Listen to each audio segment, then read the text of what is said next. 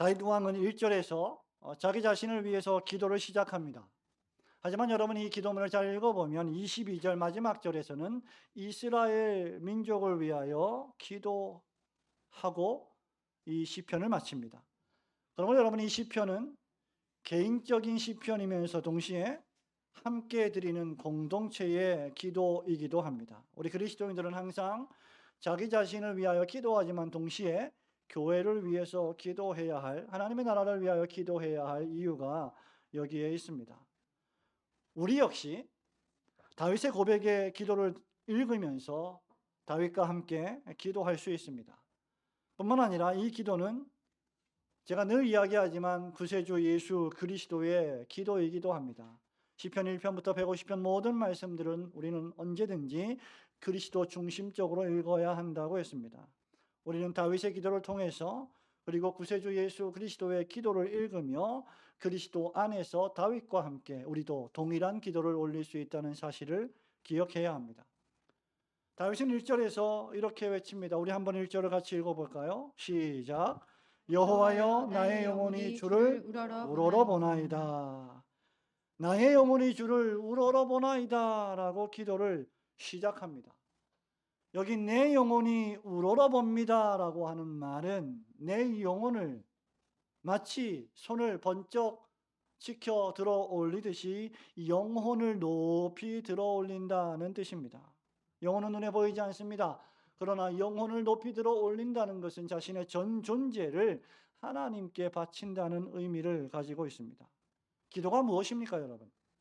기도란 여러분이 원하는 것, 욕망하는 것을 하나님께 달라고 떼쓰는 것이 아니라, 기도란 자신의 영혼을 하나님께 들어 올리는 것을 뜻합니다. 그러므로 기도는 항상 깊은 마음속에서 흘러나오는 내적 열망의 표현입니다. 어떤 사람은 기도할 때 손을 듭니다. 어떤 사람은 기도할 때 무릎을 꿇습니다. 어떤 사람은 기도할 때 눈을 감습니다. 그러나 여러분 마음속에 열망과 진심이 없다면 그저 손을 들고 기도한다거나 눈을 높이 들어 올린다거나 하는 외적인 종교적 행위들은 아무 쓸모없는 위선적 행동들이 될 것입니다. 우러러본다는 이 말은 다른 말로 앙망한다는 뜻이죠. 앙망이란 무엇입니까, 여러분? 우리가 자주 사용하지 않는 단어이긴 하지만 앙망이라고 하는 것은 사모하며 기다리며 도움을 바라본다는 뜻을 가지고 있습니다. 다윗은 여호와 하나님을 사모했습니다. 하나님을 기다렸습니다. 하나님으로부터 오는 도우심을 바라보았습니다. 우리도 역시 다윗과 마찬가지로 하나님을 사모하고 기다리며 매사에 하나님으로부터 오는 도움을 바라보아야만 합니다. 왜냐하면 우리는 도움이 필요한 존재들이기 때문입니다. 하나님의 도움이 없이는 단 한순간도 살 수 없는 죄인들이기 때문입니다. 시편 25편은 매우 특이한 시편입니다. 시편 34편과 함께 히브리어 알파벳으로 기록된 시편입니다. 이 시편 25편과 34편이 히브리어 알파벳 순서로 시작하는 알파벳 C로 기록된 이유는 하나님의 백성들에게 무엇인가를 교훈해 주기 위함입니다. 오늘 아침에 나의 영혼이 주를 우러러보나이다 하는 제목으로 왜 우리가 하나님을 앙망해야 하는지, 즉 왜 우리가 하나님을 사모하고 기다리며 도우심을 바라보아야 하는지를 살펴보기를 원합니다. 첫 번째로, 오직 하나님만이 여러분들을 대적들에게서 구하시고 여러분의 수치를 가려주실 유일하신 분이시기 때문입니다. 하나님은 여러분들을 대적들에게서 구하시고 수치를 당하지 않게 하실 것이기 때문입니다. 여러분 1절, 2절, 3절 말씀 우리 함께 읽습니다. 여호와여, 시작. 여호와여, 나의 영혼이 주를 우러러보나이다. 나의 하나님이여, 내가 주께 의지하여 싸우니 나를 부끄럽지 않게 하시고 나의 원수들이 나를 이겨 개가를 부르지 못하게 하소서. 주를 바라는 자들은 수치를 당하지 아니하려니와 까닭 없이 속이는 자들은 수치를 당하리이다. 다윗은 주님을 의지하고 있습니다. 왜냐하면 오직 하나님만이, 주 여호와만이 다윗을 부끄럽지 않게 하시고 젊을 때부터, 어렸을 때부터 그렇게 지켜주셨던 하나님께서 지금 왕이 된 이후에도 원수들로부터 다윗을 보호해 주실 수 있는 유일한 분이시기 때문입니다. 다윗은 그것을 알고 있었습니다. 경험하고 있었습니다. 1절부터 3절에서 하나님만을 의지하는 다윗의 모습을 우리는 너무나 잘 볼 수 있습니다. 1절에서는 다윗이 하나님을 우러러본다 했습니다. 2절에서는 주를 의지한다고 했습니다. 3절에서는 자신을 가리켜 주를 바라보는 자들 가운데 포함시키고 있습니다. 여러분, 신앙생활이 무엇입니까? 하나님만을 의지하고 우러러보며 하나님만을 바라보는 것이 신앙생활의 참된 모습이 아니겠습니까? 왜 그렇습니까? 다윗의 대적들이 다윗을 부끄럽게 하고 다윗을 왕좌에서 끌어내리고 다윗을 모함하고 다윗을 이기며 다윗에게 수치와 모욕감을 주려 했기 때문입니다. 왕에서 우리가 끌어내렸는데 하나님이 다윗을 돕지 못하시는구나, 하나님이 다윗을 버리셨구나 라고 욕을 하고 있었기 때문이죠. 성도 여러분, 다윗은 여러분 잘 아시겠지만 하나님을 경외하고 하나님 마음에 합한 사람이었습니다. 하지만 다윗 역시 연약과 실수와 실패가 많았습니다. 이스라엘 백성들 역시 하나님의 선택을 받은 선민이었지만 때때로 우상을 숭배하고 금송아지를 만들고 하나님이 베푸신 수많은 축복에도 불구하고 또다시 원망하고 불평하며 사소한 가시와 같은 아픔에도 참지 못하고 하나님을 떠난 시간들이 많았던 민족입니다. 그럴 때마다 하나님은 다윗과 이스라엘을 징계하셨습니다. 징계의 이유는 다윗과 이스라엘이 하나님의 자녀였기 때문입니다. 하나님은 사랑으로 저들을 징계하셨습니다. 이유는 하나님이 자기 백성을 사랑하시기 때문입니다. 악인들을 징계하시는 이유는 형벌적 심판이지만 하나님의 자녀들을 징계하시는 이유는 부성적 징계가 되는 것입니다. 아버지의 사랑으로 징계하시는 것이죠. 하나님을 두려워하지 않으므로 사무엘하 13장부터 18장에 압살롬의 반역 사건이 벌어졌습니다. 다윗도 순간순간 하나님의 뜻대로 살지 않고 하나님의 뜻대로 정치하지 않았습니다. 그 결과 압살롬의 반역이라고 하는 가시를 만나게 됐습니다. 사무엘하 24장에 기록된 대로 하나님을 의지하지 않은 잘못된 인구조사, 그 숫자를 믿고 숫자의 힘을 믿고 하나님을 믿지 않았던 그 죄악 때문에 하나님은 다윗과 이스라엘을 심판하셨습니다. 그런데 하나님이 이런 징계를 거두시지 않고 계속해서 다윗과 이스라엘을 심판하신다면 다윗의 대적은 개가를 부르게 될 것이고 악인들은 수치를 당하지 않고 오히려 다윗이 수치를 당하게 될 터였습니다. 그래서 다윗은 3절에서 주를 바라는 자들이 수치를 당하지 않게 하여 주옵소서 기도하는 것입니다. 도리어 까닭 없이 지나치게 속이는 자들이 수치를 당하게 될 것이라 확신하며 기도합니다.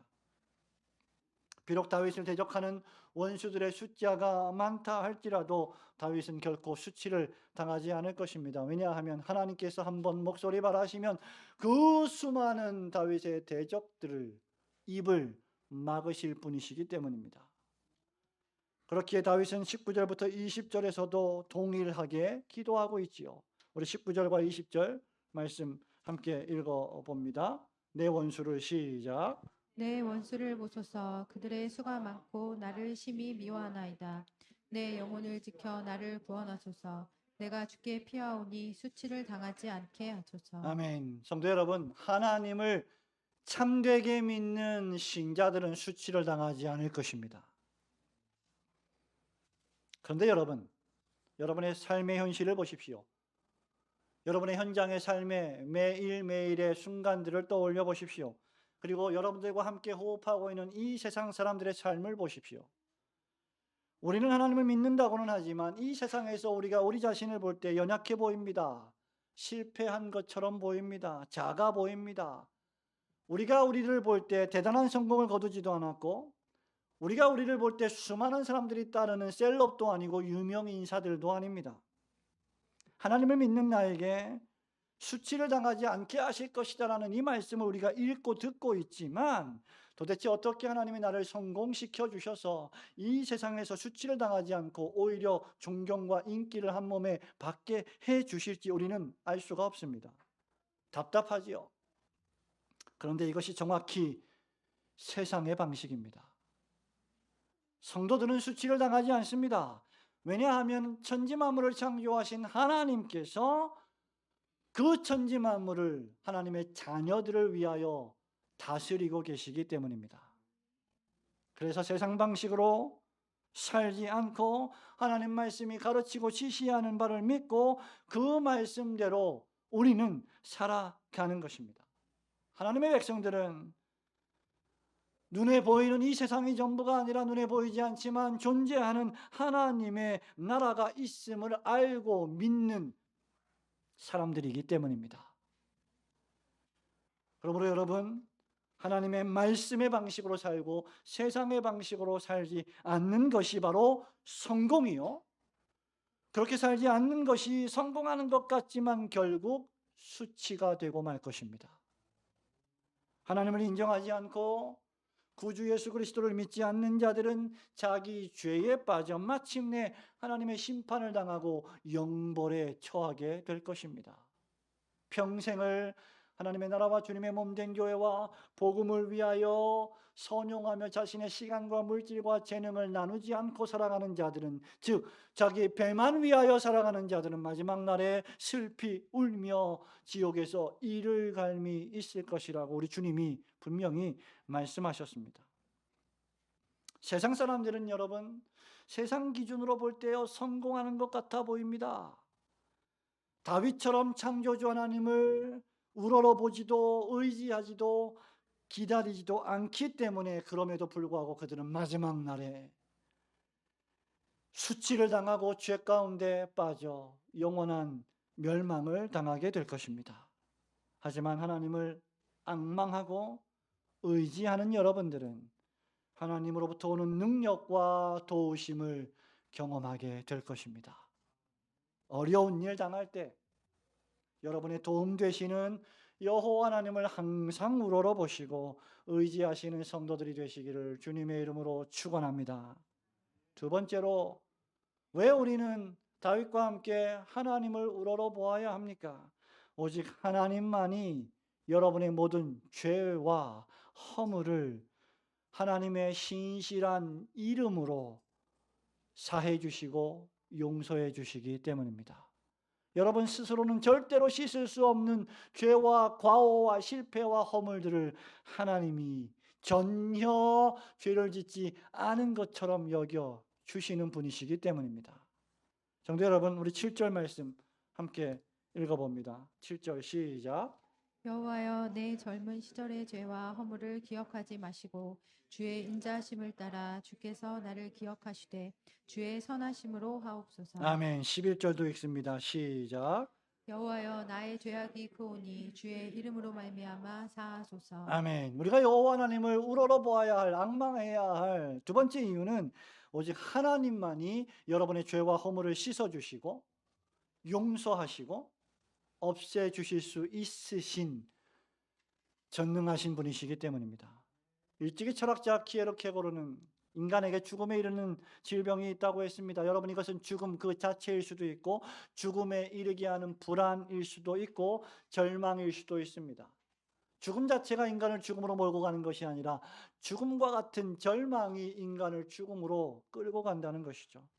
중요한 사실은 인간은 단 한 명도 예외 없이 죽음을 향하여 걸어가고 있다는 것입니다. 즉 죽는 존재라는 말입니다. 여기 앉아 계신 여러분과 저를 포함해서 그 누구도 죽어가지 않는 자는 단 한 명도 없습니다. 세상 사람들이 여러분 얼마나 고상하고 멋진 삶을 산다고 할지라도, 세상 사람들이 자신을 얼마나 아름답게 포장하고 살아간다 할지라도 자신이 죽어가고 있다는 사실을 부인할 수는 없습니다. 이것이 바로 인간이 만난 해결할 수 없는 문제입니다. 이것을 가리켜 우리는 난제라고 부르죠. 풀 수 없는 문제, 해결할 수 없는 문제입니다. 다윗은 이것을 잘 알고 있었습니다. 7절에서 다윗은 자신의 젊은 시절에 죄와 허물을 회개하고 있습니다. 나이가 들어서도 우리는 죄를 짓고 허물이 많지만 특히 젊을 때는 혈기가 방자하기 때문에 아무 생각 없이 많은 죄를 짓고 살아갑니다. 그리고 그것들을 정산하고 회개할 기회가 있다고 생각하며 또 죄를 저지릅니다. 다윗은 훌륭한 왕이었습니다. 그러나 다윗은 실수와 실패가 많았습니다.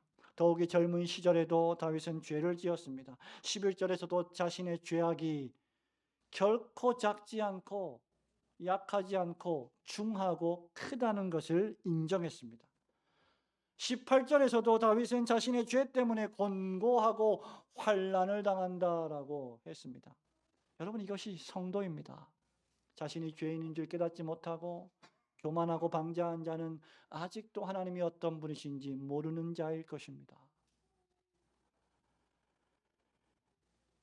자신이 얼마나 죄인이며 자신이 저지르고 있는 죄와 허물이 얼마나 큰지 지옥 형벌을 당할 만큼 중대한 죄라는 사실을 인정하는 자가 진정으로 하나님을 참되게 예배하는 성도일 것입니다. 그런데 여러분, 이것이 바로 다윗을 포함한 모든 인류가 만난 난제입니다. 인류는 죄를 짓기 때문에 죄인이 아니라 죄인이기 때문에 죄를 짓는 것입니다. 인간은 죄인이기 때문에 죄를 짓고 죄를 짓기 때문에 자신이 죄인임을 자신의 삶과 생활을 통하여 입증하고 사는 것이죠. 그리고 이 죄가 없는 사람은 단 한 사람도 없습니다. 이 죄를 스스로 해결할 수 있는 사람도 없습니다. 심지어 중생받고 구원을 얻었으며 귀한 복음의 사역을 했던 바울조차도 로마서 6장과 7장에서 자신이 마음으로는 선을 행하는데 육신으로는 죄의 법을 따른다라고 한숨 쉬며 탄식한 바 있습니다. 위대한 사도 바울이 그 정도였다면 평범한 저와 여러분들은 얼마나 더 하겠습니까? 바울은 로마서 7장 24절에서 자신을 가리켜 오호라 나는 곤고한 사람이로다. 곤고가 무엇입니까? 괴롭고 슬프고 아픈 사람이라는 말이죠. 누가 이 사망의 몸에서 나를 건져내랴 라고 한탄했습니다. 성도 여러분, 우리가 죽어가는 것은 바로 우리가 하나님의 말씀을 어기고 대적하여 범죄했기 때문입니다. 하지만 여기에 또 소망이 있습니다. 그것은 바로 다윗처럼 기도하는 것이죠. 7절에 다윗은 자신의 젊은 시절의 죄와 허물은 하나님 기억하지 마시옵소서. 하나님, 내가 젊은 시절의 죄와 허물을 짓지 않았습니다. 저는 죄를 지은 바가 없습니다라고 말하지 않았어요. 저의 젊은 시절의 죄와 허물이 있습니다. 그런데 하나님 기억하지 마시고 주의 인자하심을 따라 자신을 기억해 달라고 기도합니다. 여러분, 이것이 성도의 담대한 기도입니다. 사단 마귀는 우리에게 속삭이지요. 네 죄 때문에, 네 허물 때문에 네가 그런 죄를 짓고도 과연 네가 하나님의 자녀라고 할 수 있겠느냐라고 우리를 하나님의 품에서 빼앗아 가려고 하지만 진정한 중생받은 그리스도인들은 하나님, 제가 죄가 허물이 많습니다. 큽니다. 그러나 기억하지 마시고 주의 인자하심을 따라 저를 기억해 주옵소서. 11절을 보십시오. 주의 이름으로 말미암아 죄를 사하여 달라고 간구합니다. 주의 인자와 선하심, 주의 이름만이 여러분의 죄를 용서해 주시는 능력이 됩니다. 왜냐하면 하나님이 우리의 죄를 용서하시겠다, 우리를 하나님의 자녀 삼아 주시겠다 약속하신 언약의 하나님이시기 때문입니다. 그리고 하나님이 약속하시면 그 약속을 반드시 지키시기 때문입니다. 다윗이 이렇게 기도할 수 있었던 것은 다윗이 뻔뻔스러워서가 아니라 하나님의 그 언약의 약속을 믿었기 때문입니다. 성도 여러분, 여러분은 여러분이 저지르는 매일매일의 크고 작은 죄악을 사하는 능력이 없습니다. 그 능력은 오직 하나님의 인자와 선하심에 있습니다. 여러분이 오늘도 죽지 않고 심판을 당하지 않고 즉사하지 않고 의롭게 은혜롭게 숨을 쉬며 살아가는 것은 하나님이 선하시기 때문입니다. 그리스도께서 여러분을 위하여 십자가에서 대신 그 죄의 고통을 짊어지고 돌아가셨기 때문입니다. 이 하나님의 선하심과 인자하심은 사람이 되어 이 세상에 오셔서 여러분을 위해 십자가를 지신 그리스도의 속죄의 보혈을 통해 성취되었습니다. 하나님의 사랑과 인자와 선하심을 우리는 어디에서 볼 수 있습니까? 그리스도와 그분의 십자가에서 봅니다. 죄인은 내가 나를 보면 죄 아닌 것이 하나도 없습니다. 여러분, 여러분의 인생을 한번 돌아보십시오. 지나온 삶들을 돌아보세요. 과연 여러분은 얼마나 많은 선을 행하며 얼마나 의롭게 살아왔습니까? 그렇게 말할 수 있는 사람이 있습니까? 우리의 삶의 과거들은 후회와 한탄이요 탄식입니다. 수고와 슬픔뿐입니다. 죄와 허물로 점철되어 있습니다. 그러나 여러분의 모든 죄를 깨끗이 씻어주신 그리스도의 십자가 안에 있는 여러분은 그리스도와 함께 의인이 됩니다. 이것이 우리의 소망입니다. 누구든지 자신이 죄인임을 깨닫고 주 예수를 믿으면 죄를 용서받고 구원을 얻을 것입니다. 사도 요한은 요한일서 1장 9절에서 이렇게 말합니다. 만일 우리가 우리 죄를 자백하면 그는 미쁘시고 의로우사 우리 죄를 사하시며 우리를 모든 불의에서 깨끗하게 하실 것입니다. 믿으시기를 주님의 이름으로 축원합니다. 다윗은 이런 사죄의 은총을 베푸시는 하나님을 시편 103편 2절에서 5절까지 이렇게 노래합니다. 내 영혼아 여호와를 송축하며 그의 모든 은택을 잊지 말지어다. 그가 내 모든 죄악을 사하시며 내 모든 병을 고치시며 내 생명을 파멸해서 속량하시고 인자와 긍휼로 관을 씌우시며 좋은 것으로 내 소원을 만족하게 하사 내 청춘을 독수리같이 새롭게 하시는도다. 여호와 하나님의 은택이 무엇입니까? 바로 여러분의 모든 죄악을 사하시며 여러분의 모든 병을 고치시고 여러분의 생명을 파멸해서 속량해 주시는 것입니다. 또다시 말하지만 이 세상 모든 사람들은 죄와 허물로 죽어버린 죄인들입니다. 죄를 회개하지도 않고 그리스도를 구세주로 영접하지도 않는 자들은 모두 다 하나님의 심판을 면치 못할 것입니다. 그러므로 여러분 진정으로 멋지고 능력 있는 사람이 누굴까요? 진정 큰 사람이 누구일까요? 바로 자신이 죄인임을 깨닫고 자신의 죄를 오직 그리스도 예수의 십자가를 통하여 하나님께서 용서하신다는 것을 믿고 하나님만을 우러러보는 사람입니다. 다윗은 시편 86편 4절 5절에서 또 이렇게 노래합니다. 주여 내 영혼이 주를 우러러 보오니 주여 내 영혼을 기쁘게 하소서. 주는 선하사 사죄하시기를 즐거워하시며 주께 부르짖는 자에게 인자함이 후하심이니이다. 오직 선하신 하나님께 여러분이 지은 모든 죄와 허물을 고함으로 사죄의 은총을 받고 인생의 진정한 행복을 경험하시는 성도들이 되시기를 주님의 이름으로 축원합니다. 마지막으로 왜 우리는 다윗과 함께 하나님을 우러러 보아야 합니까? 오직 하나님께서만이 우리를 하나님의 말씀의 교훈으로 가르치시고 의의 길, 바른 길로 인도하실 것이기 때문입니다. 여러분 4절, 5절, 6절 말씀 또 한번 읽어봅니다. 여호와여 시작. 여호와여 주의 도를 내게 보이시고 주의 길을 내게 가르치소서.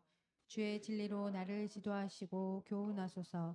주는 내 구원의 하나님이시니 내가 종일 주를 기다리나이다. 여호와여 주의 긍휼하심과 인자하심이 영원부터 있었사오니 주여 이것들을 기억하옵소서. 이제 마지막으로 우리가 반드시 하나님을 믿고 우러러 보아야 할 이유를 다윗은 이렇게 말합니다. 우리가 스스로는 절대로 바른 길을 걸어갈 수 없기 때문입니다. 여러분 잘 기억이 나지 않습니다만은 우리가 초등학교 다닐 때 교과서 가운데 바른 생활이란 교과서가 있었던 것으로 기억이 됩니다. 지금은 도덕인가요? 책 제목이 잘 모르겠습니다만 초등학생 자녀가 없기 때문에 바른 생활 우린 배웁니다. 학교에서 배웁니다. 우리는 여러 기관에서 교양 과목을 배웁니다. 대학에서 교양 필수 전공 과목들을 배웁니다. 그리고 졸업하고 나서도 대학원 또 박사과정 수많은 공부를 통해서 사람 됨됨이를 배우고 가르치고 있습니다. 그런데 여러분, 그런 교육과 그런 교양들이 과연 인류를 도덕적이게, 아름답게, 멋있게, 죄를 짓지 않는 존재로 만들 능력이 있습니까? 결코 그렇지 않습니다. 물론 우리는 교육해야 하고, 물론 우리는 가르쳐야 합니다. 그럼에도 불구하고 교육과 교양이 죄인을 의인으로 만들지 못합니다. 성도 여러분, 일찍이 선지자 이사야는 인류의 비참한 상태를 뭐라고 이야기했습니까? 이사야 53장 6절에 이렇게 묘사합니다. 우리는 다 양 같아서 그릇 행하여 각기 제 길로 갔거늘. 사사기 21장 6절에 그때 이스라엘의 왕이 없으므로 사람들이 각기 자기 소견에 옳은 대로 행하였더라.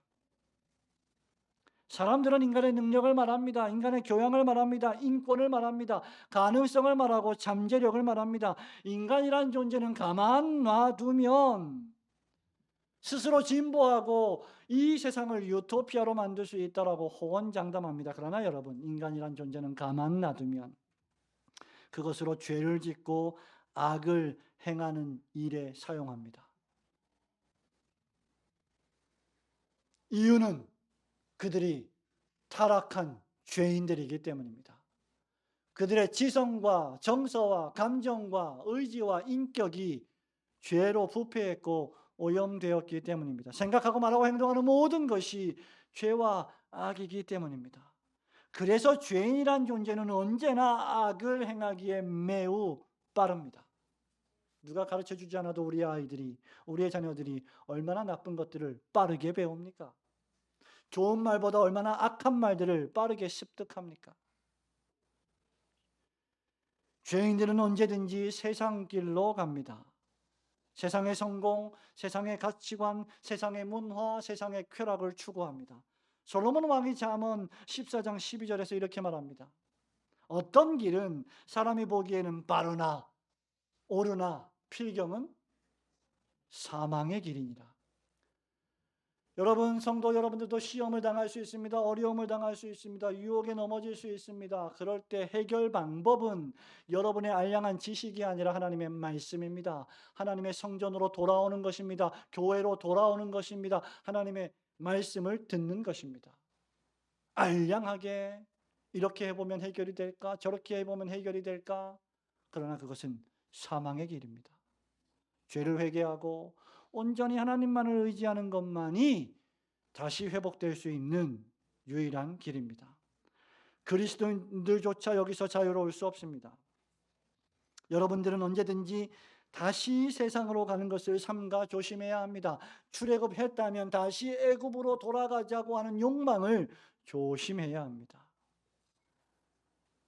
바울이 일찍이 디모데에게 편지하면서 디모데후서 4장 10절에서 무슨 안타까움을 표현했습니까? 대만은 이 세상을 사랑하여 어디로 갔다고요?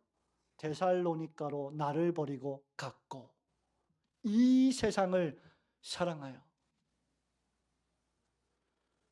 세상으로 가는 길은요, 여러분, 멋있습니다. 때로는 화려해 보입니다. 추구하고 싶어집니다. 사람들이 하나님이 아니라 나를 앙망합니다. 나를 높여줍니다. 얼마나 멋진 길입니까? 그러나 여러분, 필경은 사람을 죽음에 이르게 하는 죄와 악의 길입니다. 그래서 다윗은 4절에서 주의 도를 내게 보여주십시오. 주의 길을 내게 가르쳐 주십시오. 5절에서 주의 진리로 나를 인도해 지도해 주십시오 라고 간구하는 것입니다. 다윗은 의로우신 하나님의 진리의 말씀의 지도와 인도를 받지 않는다면 인간은 자신의 죄악된 욕망이 이끄는 대로 살아가는 존재임을 뼈저리게 체험했습니다. 하나님의 말씀에는 6절 말씀처럼 주의 긍휼하심과 인자하심이 있습니다. 말씀의 지도와 안내를 받는 자들은 그래서 안전할 것입니다.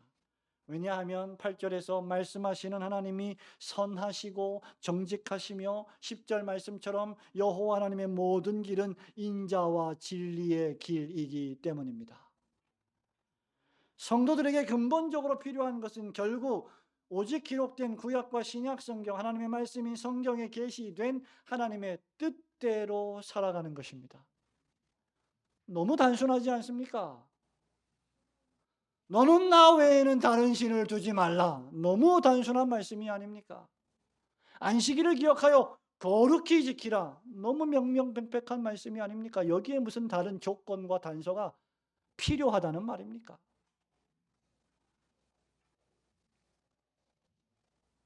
바울이 디모데후서 3장 16절에서 모든 성경은 하나님의 감동으로 된 것으로 교훈과 책망과 바르게 함과 의로 교육하기에 유익하다 했습니다. 왜 그렇습니까?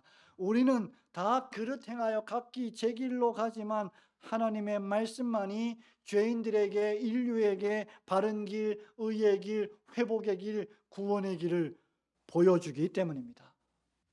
이 말씀을 읽지 않으면, 이 말씀을 듣지 않으면 구원은 없습니다. 그 길이 바로 주 예수 그리스도께서 가신 십자가를 믿는 길입니다. 그리스도를 구세주로 영접하고 그분의 말씀의 도를 따라 준행하며 살아가는 길입니다. 성도 여러분, 또다시 반복합니다. 죄인들은 바르게 걸어갈 의지와 능력이 없습니다. 그들은 자신들이 바르게 걸어가고 있다고 말하지요. 그러나 비틀거립니다. 술 취한 자처럼 넘어지고 쓰러집니다. 수많은 오물과 죄악들을 양산해냅니다. 죄인들은 모두 그릇 행하여 각기 자기 길로 갈 뿐입니다. 그러나 이사야 53장 6절 하반절은 또 우리에게 이렇게 말합니다. 여호와께서는 우리 모두의 죄악을 그에게 담당시키셨도다. 우리는 다 양 같아서 각기 제 길로 그릇 행하여 갔거늘 여호와께서는 우리 무리의 죄악을 그리스도에게 담당시키셨도다. 이것이 여러분의 소망입니다. 하나님께서 그리스도 안에서 우리를 바른 길로 인도하십니다. 주님은 요한복음 14장 6절에서 내가 곧 길이요 진리요 생명이니 나로 말미암지 않고는 아버지께로 올 자가 없느니라.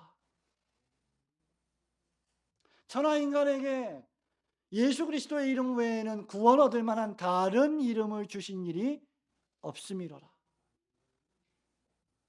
예수 그리스도의 복음이야말로 여러분을 위하시는 하나님의 길입니다. 그러므로 10절 말씀처럼 여호와의 모든 길은 그의 언약과 증거를 지키는 자에게 인자와 진리가 되는 것입니다. 죄인된 인간에게는 여러분 두 가지 길밖에 없습니다. 모든 인류에게는 두 가지 선택지밖에 없습니다. 그것은 바로 생명의 길 아니면 죽음의 길입니다. 예수님은 마태복음 7장 13절 14절에서 이렇게 말씀하셨습니다. 좁은 문으로 들어가라. 멸망으로 인도하는 문은 크고 그 길이 넓어 그리로 들어가는 자가 많고 생명으로 인도하는 문은 좁고 길이 협착하여 찾는 자가 적음이니라. 자기 죄를 회개하고 오직 생명의 주이신 예수님을 영접하고 믿는 자만이 영생을 얻고 하나님의 의의 길로 걸어가게 될 것입니다. 여호와 하나님께서 그리스도 예수 안에서 우리를 의와 생명의 길로 인도하심을 굳게 믿으시고 하나님의 진리의 말씀대로 살아가시는 성도들이 되시기를 주님의 이름으로 축원합니다. 성도 여러분, 말씀을 맺습니다. 다윗은 항상 자신의 영혼을 높이 들어 하나님을 우러러 보고 기도하며 의지했습니다. 우리 예수님께서도 땀방울이 핏방울이 되도록 간절히 하나님 아버지께 기도하셨습니다. 그렇다면 하나님의 백성들인 그리스도인들은 얼마나 더 하나님을 우러러보며 하나님만을 의지하고 하나님께 도우심을 기도해야 하겠습니까? 하나님께서 다윗을 모든 걱정과 근심에서 건져내셨듯이 하나님은 이스라엘 역시 모든 환난에서 건져내실 것입니다. 다윗을 구원하신 하나님, 예수 그리스도를 십자가 죽으심과 장사 지낸 바 되심에서 그 무덤에서 다시 살리시고 하늘로 높이 올리신 것처럼 여러분 역시 구원하시고 높이실 것입니다. 그러므로 우리 역시 다윗과 함께 우리 영혼이 주를 우러러보며 주를 의지하며 살아가야 할 것입니다. 비록 사는 날 동안 여러분의 삶에 순간순간 사단마귀의 공격이 있을 것입니다.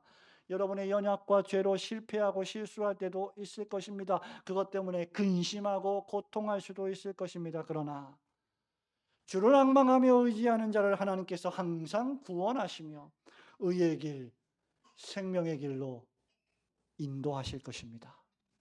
여호와는 나의 목자시니 내가 부족함이 없으리로다라고 고백하게 될 것입니다. 성도 여러분, 우리가 이 땅에 발을 붙이고 살기에 여러분 스스로의 능력으로는 절대로 여러분의 영혼이 주를 우러러보게 할 수 없습니다. 그래서 여러분에게는 하나님의 은혜와 능력이 필요합니다.